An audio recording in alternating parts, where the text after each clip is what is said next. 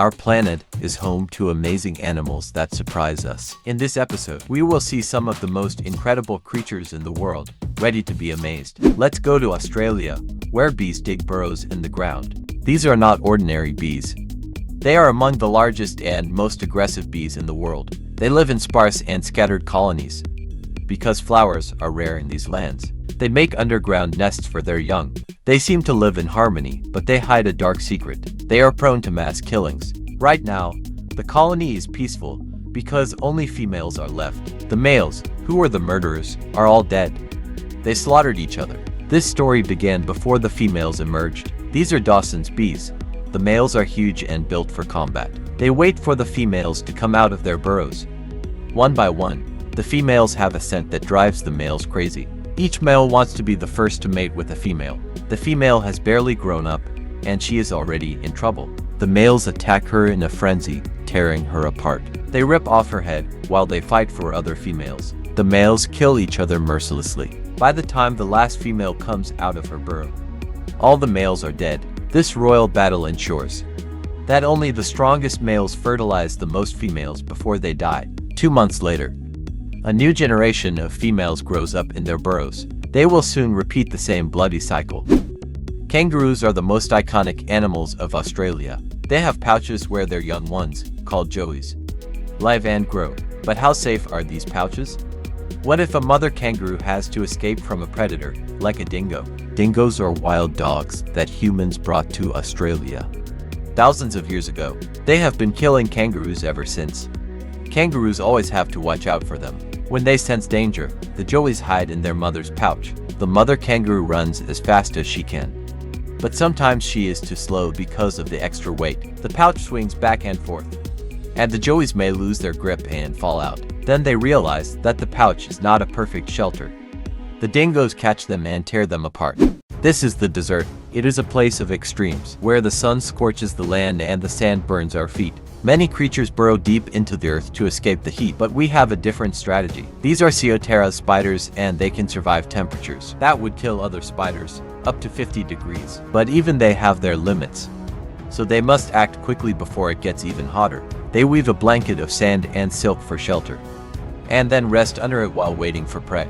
The ant gets too close to its trap, and they feel its movement on the vibrations of their threads. They cannot afford to expose themselves to the heat, so they drag the ant under the covers, where it will meet its end. This is how they live in the desert.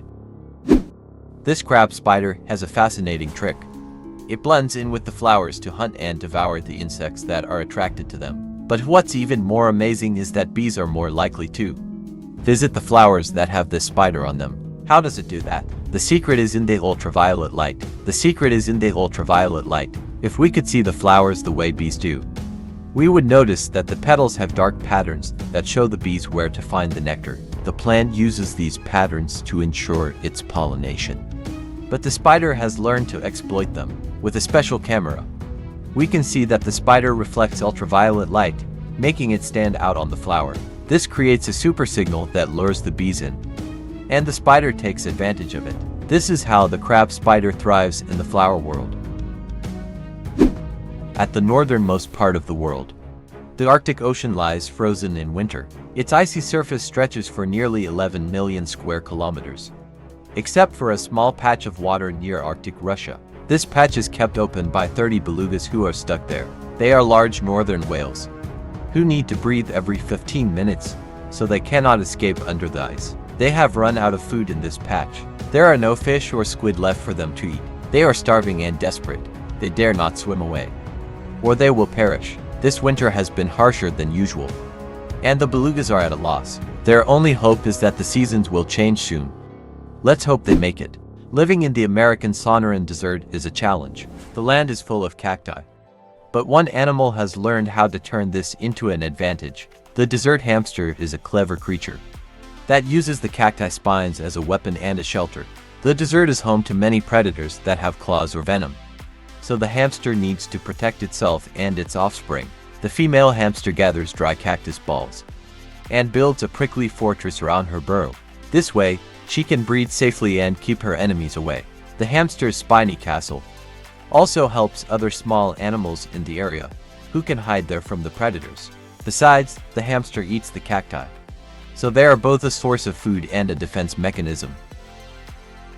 One of the most challenging places to live in Southeast Asia is the Mekong River, where oxygen is scarce. However, one fish has found a smart way to cope with this problem. The male Siamese fighting fish can breathe by gulping air from the surface and uses this skill to make a bubble nest for reproduction. He labors day after day. The female, who is nearby, comes up to check the nest. She likes what she sees. They wrap their bodies around each other, and this triggers the female to drop eggs. He fertilizes them as they fall. Then they both gently gather them into the nest one by one. Their still water is their home. The pond snail is a remarkable creature that can glide on the underside of the water surface, using the water's surface tension to support its weight. This is a fascinating phenomenon that I have also demonstrated with a beetle that can walk upside down on the water film. Some snails have this amazing ability as well. A larva of a warehouse moth has a clever trick to survive among the ruthless Lasius ants. It lives in a self-made shell that has two holes, one on each side. It can peek out of either hole and move accordingly. It has powerful jaws to help it move and defend itself. The ants are fierce and have a corrosive acid.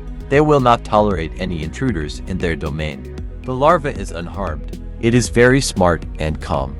It knows when to escape from the ant's attack. It is also very fast. It quickly retreats into its shell when an ant comes near.